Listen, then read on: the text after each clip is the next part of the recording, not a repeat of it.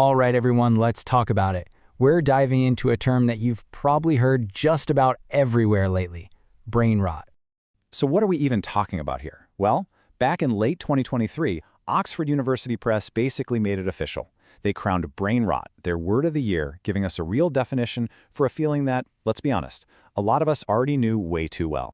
And this wasn't some niche underground term. Oh no, its usage absolutely skyrocketed. We're talking a staggering 230% jump between 2023 and 2024. That's a massive cultural moment, a sign that we were all suddenly talking about the exact same thing. But here's the kicker. You might think this is a brand new thing, right? Some Gen Z internet slang. Well, the idea of brain rot actually goes all the way back to 1854. Its journey from a philosophical critique to a 21st century meme tells a really fascinating story about how we've always worried about the stuff we consume. Okay, so beyond the memes, beyond the slang, is there any actual science behind this feeling? Is brain rot a real thing happening in our heads? Let's peel back the layers and see. Well, it turns out there is. A lot of researchers look at this through the lens of something called cognitive load theory. And when you break it down, it's actually pretty simple. It basically says our brains just weren't built to handle the constant, chaotic, fragmented storm of information that our feeds throw at us every single second. And yeah, the effects of that constant overload, they're not just in your head. A phenomenological study on university students found some pretty tangible stuff, from attention spans getting shorter and shorter to a feeling they kept describing as a persistent mental fog. Sound familiar?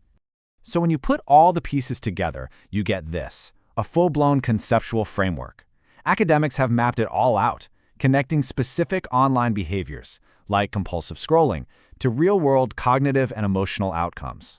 And here's a wild thought. It might not even be what you're watching. Some research suggests that the simple, repetitive, physical act of swiping, that thumb motion we do thousands of times a day, can itself train our brains to think in a more shallow, automatic way. Okay, the science is one thing, but what does this actually feel like for the people living it, the students in that study? They use some incredibly powerful metaphors to try and explain it. I mean, listen to this. One student described their mind as a television filled with static. From the outside, it looks like it's on, it's working, but inside, the picture is just blurry, incoherent noise. Another felt like a drained battery, just completely empty. Like all their energy had been sucked out just from scrolling, leaving nothing behind. A third person compared their mind to a piece of rusting iron. Imagine that. Your thoughts moving slow, sluggish, feeling totally stuck, immobilized. And maybe the most powerful image of all, one student pictured an infinite dark void that just swallows thoughts whole, like an idea can't even finish forming before it's gone. Wow, I mean, that's all pretty heavy, right? It sounds incredibly bleak. But hold on a second. Is this whole brain rot thing just another moral panic? Older generations freaking out about new tech? Or is there another way to look at this? This is where it gets really fascinating. You've got these two totally different ways of looking at it. On one side, you've got the clinical view, with scary words like cognitive decline and addiction. But on the other side, the so-called brain-rotted generation often sees something completely different. It's playful, it's a joke, it's self-aware. And to really get their perspective, you kind of have to learn the language. A language built on words like skibidi and phantom tax. It is intentionally absurd and chaotic because it's meant to perfectly mirror the online world they grew up in. As one student, Angel Galicia Mendoza, wrote in an op-ed, "This isn't a diagnosis. It's a coping mechanism.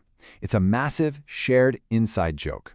It's a way of putting a name to the overwhelming, overstimulated chaos of modern life, and by naming it, making it feel just a little more manageable."